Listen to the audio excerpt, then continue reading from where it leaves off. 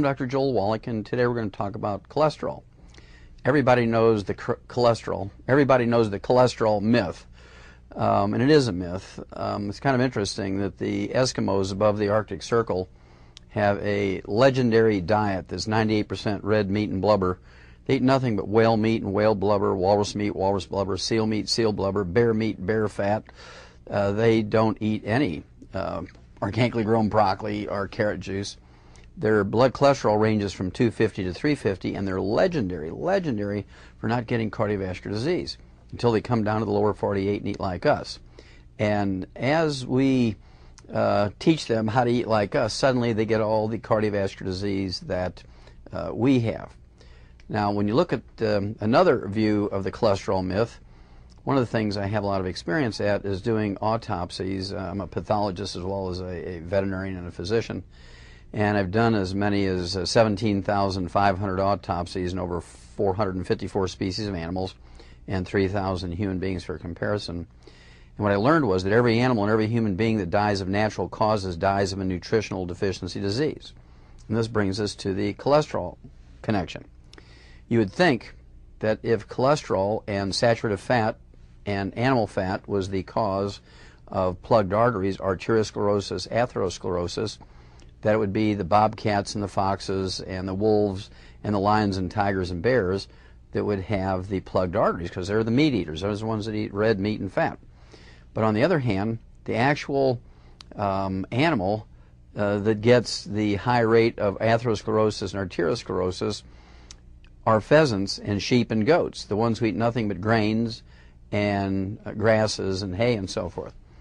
And of course this leaves you with a quandary, because why would herbivores get arteriosclerosis and atherosclerosis and all the carnivores don't? Well, the reason is, of course, arteriosclerosis and atherosclerosis are not caused by elevated blood cholesterol and triglycerides. Let's look at cholesterol first. It's actually a steroid. It's the raw material that we make things in our bodies with. I believe that cholesterol is an essential nutrient, just like the omega-3 essential fatty acids and the omega-6s and vitamins and minerals, amino acids, that cholesterol is in fact an essential nutrient. And I believe in the next few weeks or years, certainly they're going to declare officially, quietly, that cholesterol is an essential nutrient. We can't make enough to fulfill our needs. We must consume it either as meat or eggs or dairy products or chicken skin. We have to take in some cholesterol someplace. If you look at male hormones, testosterone, female hormones, estrogen and progesterone, if you look at adrenal hormones, these are made up of cholesterol. It's a basic raw material that all our hormones, well, I can't say all our hormones, but it's a basic raw material that our steroid type hormones are made from. Cholesterol, even vitamin D. The chemical name for vitamin D is 7-hydroxycholesterol. All right, cholesterol is not bad. Now I want to take you to house painting. I know this sounds weird, but I'm going to take you to house painting, because when you paint a house, the entire house is made from the same batch of paint. Either you have 10 1-gallon cans of paint, it's all the same batch number, or you have two 5-gallon cans of paint, which are all the same batch number. You paint the entire house, and it's a 5-year paint, but after 2 years, the southwest corner of the house powders, blisters, and flakes, where the rest of the house paint lasts for the 5 years. Why is that? Well, it's because the intensity of the ultraviolet light in the afternoon sun is much greater than it is in the morning sun. Everybody knows that. You want to go out in the morning sun. You don't want to go out in the afternoon sun. Well, the same thing is true of cholesterol. When you're looking at LDL, the low-density lipoproteins, which is the bad cholesterol, and the HDL, the high-density lipoproteins, the good cholesterol, the only difference is the LDLs have been damaged by free radicals, trans fatty acids, heterocyclic amines. That's the only difference. In actuality, low-density lipoproteins and high-density lipoproteins are the same. It's just the LDLs have been damaged by free radicals. Eating French fries, eating fried foods of any kind, fried chicken, fried fish, chicken fried steaks, eating fried okra, croutons, anything that's fried, you're going to find that it damages the good cholesterol and converts it into the bad cholesterol. Otherwise, cholesterol is cholesterol is cholesterol. And so cholesterol in of itself is not bad. It's an essential nutrient. and it's the fact that we allow it to get damaged. So we have to do several things. Number one, we have to continue taking in cholesterol to meet our needs, but secondly, we have to make sure that we have the antioxidants, which are extremely important. I believe that antioxidants are the fifth group of essential nutrients behind vitamins, minerals, amino acids, fatty acids, and the antioxidants. We cannot make them. They're required for life. If you don't have enough of them, you get these horrible collections of degenerative and disabling diseases, many of which are life-threatening. So they fit the definition of an essential nutrient. There's over, 25 diseases. There's over 25 diseases that I know of that have been created in the last 50 years because physicians in industrialized nations, primarily in America, these physicians have not only encouraged but instructed and demanded that their patients give up cholesterol, restrict cholesterol, lower their blood cholesterols, get it out of their diet, don't even walk in the same room with it. And as a result, there's been 25 new diseases, everything from seizure disorders to dementias and so forth. And I'm just going to pick one of them. This disease was a disease that did not occur 40 years ago. Even by another name, this disease did not occur. And it only became recognized as a new disease in 1979. Today it's the number 4 killer of adults over the age of 65. In 1979 it was just discovered. It's primarily an American disease. It occurs rarely, if ever, in third world countries. It doesn't occur much in Europe. I'd say 75 to 80% of the cases of this disease occurs only in the United States. The rest of it occurs spread through Europe and maybe 1 or 2 percentage points in third world countries. This disease is called Alzheimer's disease. And the reason is 75% of our brain weight is a fatty insulation material called myelin, and myelin is almost 100% cholesterol. You can only make about 10% of your daily need. The other 90% must come from your food. If you're very, very good at giving up red meat, eggs, butter, and other dairy products, and chicken skin, you're going to be one of those people who are highly likely to get Alzheimer's disease. Remember, 40 years ago, Alzheimer's disease did not occur, even by another name. It only became recognized as a disease, a new disease, in 1979. And that's because by that time, people have been giving up cholesterol for about 25 years, and so as they passed over the years, it began to show up. Well, they're projecting now, the experts are projecting that between now and 2025, 14 million Americans are going to die of Alzheimer's disease. Well, 25 years ago, only about 250,000 died of it. 25 years before that, it was 0. It's not a genetic disease. There's been some great studies on cholesterol and Alzheimer's disease. We've actually eliminated Alzheimer's disease in animals some 60 years ago with proper supplementation of cholesterol, with proper supplementation of the omega-3 essential fatty acids and the right ratios of omega-3s and 6s. And also, we learned that by using actually high doses of antioxidants, that we could in fact prevent, significantly reduce the risk of Alzheimer's disease. And when you have it, you can actually get back function. Wonderful studies starting in 1992 at the University of California, San Diego, and the Salk Institute, famous for the Salk polio vaccine. They took a large group of people who had advanced Alzheimer's disease, gave them nothing but large doses of vitamin E, and within months they were able to function again. They were able to do things. They were able to dress themselves and show vast improvements in memory. Nobody wanted to believe that because everybody wanted to believe that Alzheimer's disease was a genetic disease. So they reworked the study and redid it, and it came out in April of 1997, University of California, San Diego, and they found out that they could reduce the need for nursing home care for Alzheimer's patients. They could delay it by 5 or 10 years. And would that be beneficial, both emotionally and financially, for a family to delay the need for a nursing home for an Alzheimer's patient by 5 or 10 years? They could still be functional during that time, recognize their family? Absolutely. Why don't doctors say this? Why don't doctors share this information? Even more recently, in January of 2004, the Johns Hopkins University School of Medicine and their Department of Public Health did a long-term study on almost 5,000 people, both men and women, over the age of 65 in Cache County, Utah. And what they found out was if they supplemented with nothing but vitamin C and vitamin E, it reduced the risk of Alzheimer's disease by as much as 78%, almost 80% reduction in the risk. That they weren't even telling them to eat eggs. They were not telling them to avoid fried foods. They were not telling them to avoid margarines and other foods that produce free radicals.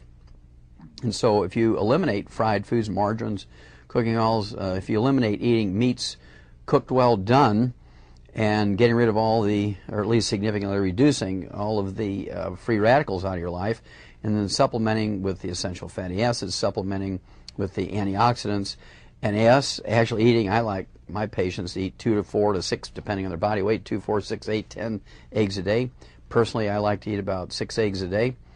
And remember that cholesterol is an essential nutrient. And if you get on an extremely low cholesterol diet, or if you're very, very good and you're able to get on a cholesterol-free diet, you're going to wind up with one or more of these 25 cholesterol and fat deficiency diseases. Okay, and we're talking about Alzheimer's. To me, Alzheimer's is the worst of them, and it's totally avoidable. It's not genetic. We eliminated it in animals many years ago, and I believe we can eliminate Alzheimer's disease in America and other industrialized nations in just 6 months to a year. Very simply eliminated. And when you look at cholesterol in another way, cholesterol is absolutely required for fertility. Again, it's a major component of male sex hormone and female sex hormones. One of the reasons why people have trouble with impotence, for instance, is that they don't have enough cholesterol to make male sex hormones. And I get this complaint from women all the time. My husband's just not interested in chasing me around the kitchen anymore. And I say, well, do you have him on a low cholesterol? Oh, yeah. I follow his doctor's instructions perfectly. No butter, no eggs, no red meat, no chicken skin. And I mean, we have him on a high carbohydrate diet, no fat, absolutely no animal fats whatsoever. And he just doesn't seem interested. Well, you start giving him 4 eggs for breakfast. Don't fry them. Don't serve them sunny side up or over easy. You want to serve them either poached, and you can add some hot sauce to make them flavorful. You can actually make them soft scrambled in butter at low temperatures. You could, for instance, serve them soft-boiled or hard-boiled. And if you do that, you'll find that he's getting interested again. Things will begin to happen when you insert the cholesterol into the system. Now, one of the early warning signals that the cholesterol in your body is being damaged are liver spots and age spots. When you have 6 of them on the outside, you have millions of them on the inside. And of course, the eye is an extension of the brain. And when you have a damaged cholesterol reserve in your body, you're not taking in enough of the antioxidants, and you're consuming too many free radicals, you start getting these liver spots and age spots in the skin, millions of them in your brain, millions of them in your eyes, heart muscle, lungs, kidneys, liver, bone marrow, every place that can be damaged by these free radicals or damaged cholesterol will, in fact, show these collections of age spots or liver spots. The actual chemical name of this material is called ceroid lipofucsin. And it's kind of this golden brown color. It's not a freckle. It's a golden brown as opposed to a freckle. It tends to be a different color, totally different look to it. And they indicate that you have damaged cholesterol in your body. You have an extremely high risk for Alzheimer's disease. You have an extremely high risk for macular degeneration, cataracts, cardiovascular disease. You have an extremely high risk for cancer because if you damage the cholesterol in your body with free radicals, you're at high risk for cardiovascular disease. And so it's the damaging of not only the fats in your blood, but also the lining of your arteries, the coronary arteries, the arteries in your brain with these free radicals and the free radical damaged cholesterol, which is the problem. That's how you get plugged arteries. That's how you get atherosclerosis. That's how you get arteriosclerosis. And it was kind of fun. Actually, way back in 1971, I actually published a huge scientific article in an international human pathology journal going back to 1971. And this is where I learned very clearly, doing the autopsies, that It was the animals that ate grain and grasses and hay that actually got arteriosclerosis. It wasn't the animals that ate red meat and fat. If you think about it, everybody has a relative who's lived to be 80 and 90. Many of them went on to live to be 100. And they'd cook 4 eggs for breakfast in lard or butter. They ate their chicken skin. They ate butter instead of margarine. They didn't have margarine in those days. And they did everything wrong. They smoked. They made alcohol or whiskey behind the barn. And from the time they were 16 years old, they were drunk every day for the rest of their life. And they got hit by a car at 102, crossing the street in the wrong place, jaywalking. Then when they did the autopsy on them, their arteries were still clear. Now, how can they eat all the bad stuff and smoke and drink and still have clean arteries, still be thinking sharp? Well, that's because they had this cholesterol. They were taking in antioxidants. They were eating lots of fresh vegetables out of the garden. It was actually fertilized with wood ashes. They were fertilizing their garden with wood ashes, which are the minerals that are left over when you burn away the carbon in the wood. They were mixing wood ashes in their food as culinary ashes. They were cutting their salt with it. And as we switched over to other fuels, suddenly now we didn't have high quality fruits and vegetables anymore. We didn't have minerals in these fruits and vegetables. And fruits and vegetables cannot make optimal amounts of antioxidants without mineral cofactors, because nothing in our bodies, nothing in the plant biochemistry or metabolic systems will work properly without mineral cofactors. So minerals are extremely important to reduce the risk and actually eliminate arteriosclerosis, atherosclerosis. And cholesterol, again, is the big myth. It's the boogeyman. It's been made into a boogeyman. And it's really sad when people take cholesterol-lowering drugs, the statin drugs, and they do that. They actually can get their cholesterol down to 104, 110, 120, and doctors are joyful. Well, you're going to be on this drug for the rest of your life.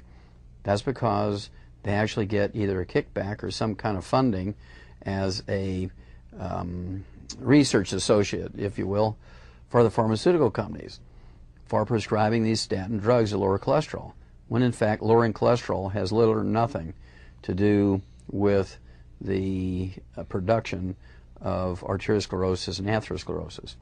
You have to avoid the free radicals, and you have to actually consciously consume cholesterol. You can't damage it by frying it. You can poach it, roast it, bake it, stew it, and but you can't damage it by frying it or cooking it in margarine. And then cholesterol is safe. And then you have to, again, supplement not only with all the known essential nutrients, you have to supplement with the phytonutrients known as antioxidants. And when you do that, when you supplement with the antioxidants, that actually protects the cholesterol, so you have a higher grouping of good cholesterol. You want to have 3 times as much HDL as you do LDL. That's the correct ratio. And you do this by taking in lots of antioxidants, lots of green leafy vegetables, lots of tomatoes, lots of red things, yellow things. And that's why we need the carotenoids, flavonoids, bioflavonoids. You want things like rutins out of the citrus fruits. And then, of course, in green tea, we have some wonderful antioxidants known as catechins, or EGCGs. And this is one of the reasons why the Japanese, they are heavy meat eaters, they are heavy fryers. The Japanese actually will smoke, and they're heavy drinkers. And yet they have 85% less cardiovascular disease than we do, 85% less cancer than we do. And so this myth of cholesterol is just that. Cholesterol is a myth, and the whole society in industrialized nations, number one is America, of course, and if lowering cholesterol was the answer to health and longevity, then we should be number one, because we spend more time and money getting our cholesterol down than any other nation on earth, yet we rank 26th in longevity. There's 25 other countries whose peoples live longer than we do. The people in the third world countries don't get Alzheimer's disease. They don't get arteriosclerosis and atherosclerosis. And do you think that they give up animal fat? Do you think they avoid eating eggs? Do you think they don't eat butter? They eat all that stuff. And it's very, very important. But they also drink a lot of green tea.